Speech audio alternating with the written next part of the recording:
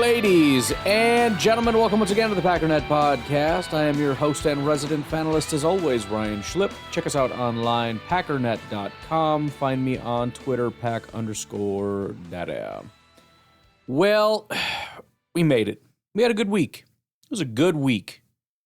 Just trashing the Bears over and over and over again. The best part about it is that you can't lose when you're talking. You know what I mean? And we were undefeated this week in trash talk. Now it's up to the Packers to maintain that winning streak, because we did our part. We are 7-0 for the week talking trash. 6-0, whatever. But now it comes down to, look, we have thoroughly examined the horrific nature that is the Chicago Bears' nature. How bad they are. Just at their core. How awful they are. Now the Packers need to exploit that. You are coming back healthier than you've been in a long time. You've had extra time to prepare for this. You've had plenty of rest, so your body should be rested. And this is a team that is at its absolute rock bottom. There will be no excuses afforded. None. But let's get into some details here. Packers do play in Chicago Soldier Field at noon Central Time. Packers 6-3 going against the 4-5 Bears. That's a much closer record than it seems like it should be. The line has actually moved in the Bears' favor over the week. The Packers were 6.5-point favorites. It dropped to 5.5-point favorites. I don't know if this is a result of Montez Sweat possibly getting semi-healthy. He is questionable for the game, but maybe that was predicated on thinking he wasn't going to play. I don't know. I really don't know. But the over-under also dropped. It dropped from 44.5 down to 40.5. So, I mean, if we were to put those two things together, you're looking at the expectation, presumably, that the Packers are going to be scoring less points than what they thought. I don't know if this is due to negative reports about the Packers' offense, Jordan Love, whatever, or, again, the Bears' defense, which, you could be looking at Montez Sweat for an example. I don't know. I don't know if he accounts for 1 full point as far as the spread and 4 full points as far as the over-under is concerned. I don't know. Game is going to be on Fox. We're going to have Kevin Burkhardt as the play-by-play. Tom Brady will be the analyst. Aaron Andrews, also an analyst, and Tom Rinaldi will be on the sideline. I think we have this Burkhardt-Brady thing for the next couple of weeks and then just nothing but primetime games after that. So kind of an interesting little stretch here. Obviously, we know a lot about this Packers-Bears meeting. Packers have won the last 10. They've won 15 of the last 16, 19 of the last 21, 23 of the last 26, 37 of the last 49 matchups going back to the start of the century. They are 18-2 versus the Bears in the last 10 years. The last win for the Bears came in 2018. Bears have only had 4 wins since 2009. Some of those are due to Aaron Rodgers being injured, so it shouldn't even be as high as it is. LaFleur is 10-0 all-time versus the Bears as the head coach. Bears are winless this decade against Green Bay. Presumably that's 2020 on. Actually got an interesting stat here. Packers versus number 1 overall pick quarterbacks in recent road games. 2023 beat Bryce Young 33-30. Lost to Andrew Luck in 2012, 30-27. Beat Cam Newton's Panthers in 2011, 30-23. And beat Matthew Stafford's Lions in 2009, 34-12. Some details about the Bears. As you know, they fired offensive coordinator Shane Waldron, brought up Thomas Brown. Thomas Brown does come from the McVay coaching tree. I tend to think that's a good thing. Matt LaFleur is intimately aware of that coaching tree. He does a very good job against the Rams, which is McVay. So if that's where they're coming from, I tend to like that. I think beyond that, having Robert Saleh could be a massive benefit. Saleh comes from a similar coaching tree, having played with Shanahan and whatnot, so intimately aware of that type of offense. He had previous experience in Carolina, expected to simplify the offense for Williams, which is hilarious, and I hope that they do that, because the fear is that they really open things up and do some creative stuff that catch us off guard. Simplifying the offense it just makes it easy. I mean, it's simplifying it for our defense, too, to be clear. There has been the expected excitement from players about it. and the plans are to focus on short to intermediate passing game. The quote-unquote wise guys are betting on the Bears, believing that the team has bottomed out, meaning they hit bottom and there's only the only place to go is up. It doesn't mean winning, but betting on the Bears to cover the spread, which is why you're probably seeing that bump. Road favorites off a bye historically cover at a 60% clip. Now, remember, cover is not win. Cover is better than win. Cover means exceeding expectations. So they exceed expectations 60% of the time. Road favorites of a 5.5 point plus spread or whatever cover by 70%. So the Packers being 5.5 point favorites, when you look at how often they exceed expectations or beat the 5.5 point spread, I know the wording sounds stupid, is 70%. That's a fantastic number. LaFleur has a very strong 7-3 record when favored by 4+ points. I don't know that that's super strong considering you're a 4-point favorite in that game, but still, win most of the time, I guess, is good. Some quotes from some players about the upcoming matchup or the rivalry. Josh Jacobs says, "I'm not going to say it necessarily means anything to me yet. I know the history, but I take every game personal." Jordan says, "We know the history of the game. I think it's special to be a part of it." Keyshawn says there's no rivalry, as we talked about already. That was back in March. Xavier McKinney, "I don't think there's anything fake about rivalries. This is one of the realest ones we've got." Some rapid fire laughing at the enemy, things that I found around, some quotes and whatnot. We have, quote, "The Chicago Bears are an unadulterated mess. Bears coach Eberflus reportedly lost the locker room. They're poor against the spread. Eberflus is 12-19-1, 43% as an underdog." They said Williams had a confidence-shattering performance. 54% of fans in a poll said they'd go back in time and convince themselves to cheer for another team. Bears haven't scored a touchdown in 2 straight games.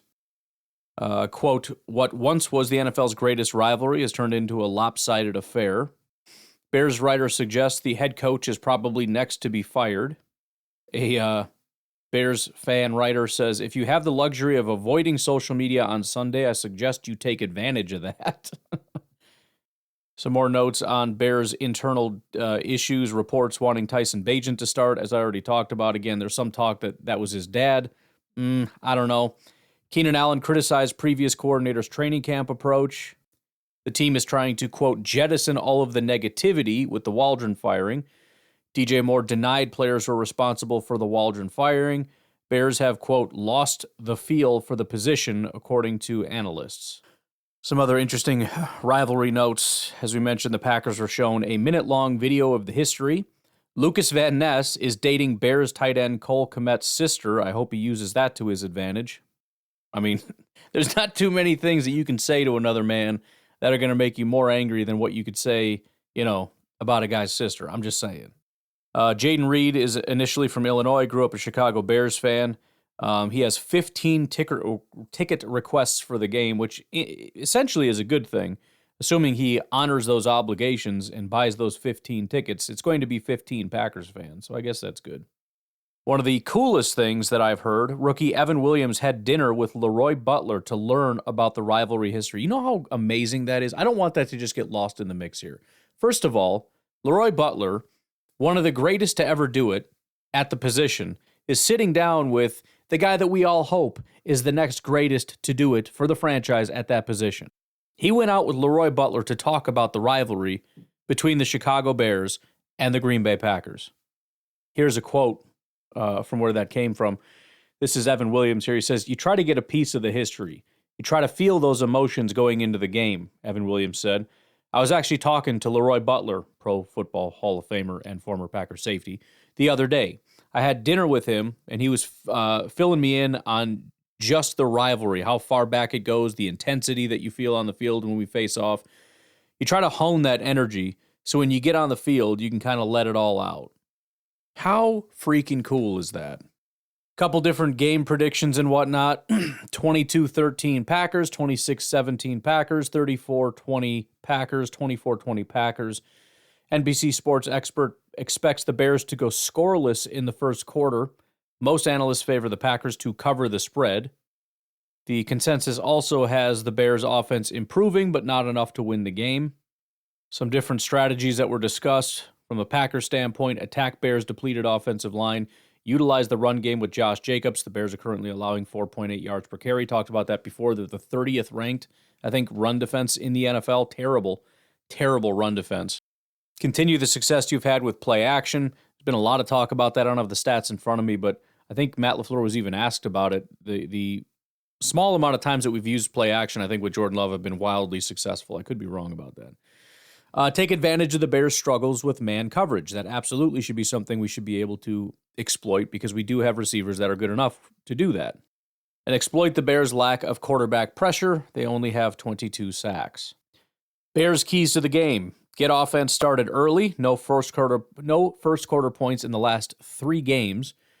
Protect Williams. He's had 38 sacks taken, which leads the NFL. Utilize more motion in the offensive scheme. Focus on short to intermediate passing game. Take advantage of the Packers' 23 dropped passes. Oh, my Lord. Force Love into turnovers. He is tied for the league lead with 10 interceptions. And that does make me nervous because, look, as much as their run defense is terrible, the Packers have a hard time just accepting the fact that we should probably run the ball a lot. They just have this thing where they just want to pass, no matter the situation. And so they're going to be passing a lot. And the Bears secondary is quite good. So it's not like, well, they're so stupid and they suck so much, they're not going to get any picks. That's not the reality. They have a good enough secondary to take advantage of a quarterback making stupid decisions. Anyways, that's a quick and dirty little overview of the game that we've got coming up. I will add to that one other thing. Good Lord. I've been mentioning that there are a couple things that are kind of making me a little bit uneasy. A couple of the comments, the lines moving and all that kind of stuff. Right now, and I haven't placed any bets for this Sunday, but using the formula, the thing that JJ and I put together, I would absolutely, if I were to follow this to the letter, be betting on the Bears. Not to win, but to cover the spread. DVOA, based on the formula that we use, actually has the Bears winning the game. The ELO rankings here have the Packers winning by exactly 5.5 points. So ELO is like, this is a great line here. But if you were to look at a composite score between ELO saying pick the Packers at 5.5 and DVOA saying pick Chicago at about a point and a half, I'd be leaning into betting the Chicago Bears, unfortunately. And the only thing that makes me nervous, and again, this is what a lot of people are saying, I don't think the Packers are going to lose. But I think the Bears have a little bit of a bounce back. I think they play better than they have been. And I think this game gets a little bit tighter than expected. And I think that's why you're having money start to pour in on the Chicago Bears, because they see the line at 5.5 and go, yeah, I don't think it's going to be that big of a blowout. And to be honest, the Packers have not really demonstrated, not that they never do, but generally speaking, they haven't really demonstrated the ability to just put their throat on somebody's neck and just press. All gas, no brake. It's a cute little saying, but it's a cute little saying that doesn't really get utilized enough in Green Bay. And as I've said, that doesn't necessarily make you a great team. A lot of those teams that tend to do that aren't the ones that end up winning Super Bowls. Like I said, the Buffalo Bills have always been dominant in that category of blowing out bad teams. They have not had success in the playoffs. But again, we are not discussing the possibility of a Chicago Bears win. That's already out the door. We're not doing that. We're not playing that stupid game. Packers are going to win, probably comfortably, but maybe not. I don't really know. But yeah, we're just not going there this week. Why don't we take our first break? We'll come back and do a little bit more of a look, a little bit more of an in-depth look at Packers versus Bears, where their people rank, how their team is stacked up, et cetera, et cetera. We'll take a break. We'll be right back. All right, so we already looked at Caleb Williams. If you missed that, then go back to yesterday, because I did a full, here's all Caleb Williams stats and all that stuff. But I do want to go through the rest of the team. So without repeating that, why don't we just move on to the wide receivers, or the receivers, I should say. Hilariously enough, not only is Caleb graded out really poorly, so is every single receiver on the team. And I'm sure Caleb has a lot to do with that. But here is the situation. Right now, in 2024, The highest receiving grade on the team is Cole Kmet's, 67.5. They don't have a single receiver with a good grade. Not DJ Moore, not Rome Odunze, not Keenan Allen, not DeAndre Swift, not Cole Kmet, not Gerald Everett, who they love to throw in the mix as some kind of an asset for some stupid reason. Dude's got a 42 receiving grade. Not Roschon Johnson. Nobody. In fact, nobody on this team except one person has a good overall grade.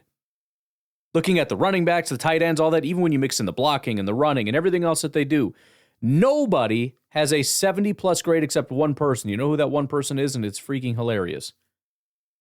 Velus Jones. Velus Jones has played in one game. He has one target, one reception for 8 yards, and he has a 72 PFF grade. Of everybody on this list, the one guy that Bears fans hate is Velus Jones. By the way, he's not on the team anymore. He's currently a Jacksonville Jaguar, but that is the only guy this year that has a 70-plus grade, and he's gone, so that officially means nobody. Looking at the historicity of all this, Cole Kmet is not having his worst year, but he has regressed since 2023. So 2023 was sort of his, I don't know if you want to say breakout year, but he was slowly getting better. So 57, 63, 67, and then 74 last year, right? He finally got there, 78 receiving grade, 90 drop grade, whatever as a blocker. Like, we got our guy, and there's no reason to believe he's not going to continue to ascend, except for the fact that he is now back to 2022 numbers. So apparently he peaked in 2023 and is now falling back off. Roschon Johnson's, who at one point was getting all kinds of accolades. Last year, he ended the season with 209 yards. Bears fans thought he was the answer. He has really not shown very much growth. We'll get to the running stuff in a little bit, but just since we're on the topic, DJ Moore, who had his best year as a receiver ever last year with Chicago, which I said wouldn't happen. I love talking about how when it comes to the Bears, I don't get stuff wrong. I got that one wrong. He had his best year ever with Justin Fields. You want to know why he's pissed?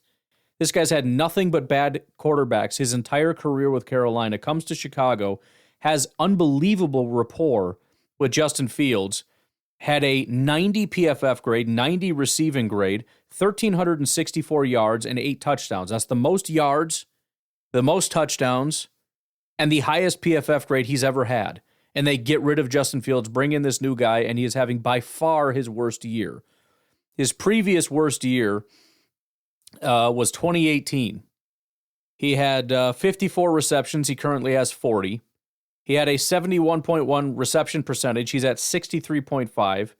He had 781 yards. He currently has 398. 14.5 yards per reception. He currently has 10, by far his lowest. He has already surpassed the touchdowns, though. He has 3. That year he had 2. But he had a 72 PFF grade. That was his worst year ever. Keep in mind how good this guy is. To be only on bad teams with bad quarterbacks and your worst year is a 72. Your worst receiving grade is a 74. He currently has a 66 grade and a 65 receiving grade. By far his worst year ever. But he's not alone. Keenan Allen. Keenan Allen last year, even at the age of 31 years old, had 1,200 yards, 7 touchdowns, and an 86 grade, 87 receiving grade. He right now has 26 receptions, which is the only year he was lower was 2016 when he didn't hardly play. 59.1 reception percentage. That is his lowest ever. His previous lowest was 69%. He's at 59%. As far as yardage goes, he currently has 241. You figure we're halfway through the season. He's on pace for what? 482? 482? His last lowest where he actually played a season was 725. Yards per reception, he's at 9.3. That is the lowest of his entire career. And he currently has 2 touchdowns, which is that's actually on par for where, if you assume he ends with 4, he had that in 2022, 2015, and 2014. As far as his PFF grades, his previous lowest was in 2014. He had a 76 grade. He's currently at 61. His receiving grade was a 75. He's currently at 62. His drop grade that year was an 83. He's at 66. When you look at his yards per route run, his previous lowest, again, was 2014 at 1.58. His career average is 2.04. He's at 1.04. When he runs a route, on average, 1 yard. Now, granted, there's a lot of receivers to throw to, and that may be part of it, but he is by far... Look, I can't help but feel like there's just too many number ones, and there was actually a video that I did not play for you. I realized that I didn't play it, and I just decided to skip it. I probably shouldn't have, but a former Bears wide receiver talked about this and was like, they just have too many number ones, and there's a lot of guys getting pissed.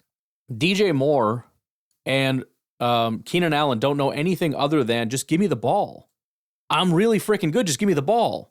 Think about what that means for Caleb Williams, by the way. Not only is Keenan Allen just dominant, but so is DJ Moore, and he can't get the ball to either of them. Then you got Rome Odunze. Don't have any prior information on what he has been or whatever, but I think that's the guy that he's most in sync with, which is probably the problem. 414 yards and 1 touchdown so far this year. He has a 62 grade, 63 receiving grade. So it's not going well, but essentially he's force-feeding the rookie who he's kind of developed a rapport with.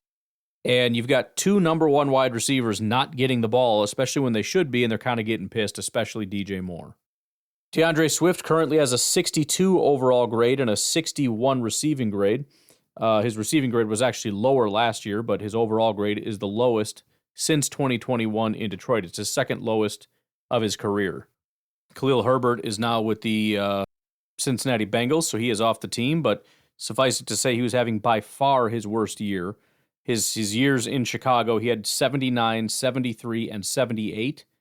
With the Chicago Bears, it dropped to a 61. Just plummeted. If you wanted to make a case against this offensive coordinator, you just found it. Because good Lord, everybody's having their worst years ever. Gerald Everett, he is a 30-year-old tight end now. He is with his first year in Chicago, so Bears fans, of course, got all excited about it. He's been in the league since 2017, spent 4 years in LA, 1 year in Seattle, and 2 years with the Chargers prior. This is his worst year ever. As a rookie, he had a 52 grade. Outside of that, his worst year was 2020 in LA. It was a 61 PFF grade. He currently has a 46. His lowest receiving grade outside of his rookie year was a 61. It's currently a 42. Last year, he had 411 yards. So far this year, halfway through the season, he has 30 yards. 10 targets, 7 receptions, 30 yards. That's it. See, this is why they're so stupid. This is why everybody's stupid. Oh, they went out and got all these guys. They went out and got all these guys. Bro, there's too many guys. You don't need 3 number 1s and 2 number 1 tight ends. All you're going to do is give too many options and guarantee that everybody has a terrible year, because you're not going to have 4 guys with 1,400 yards.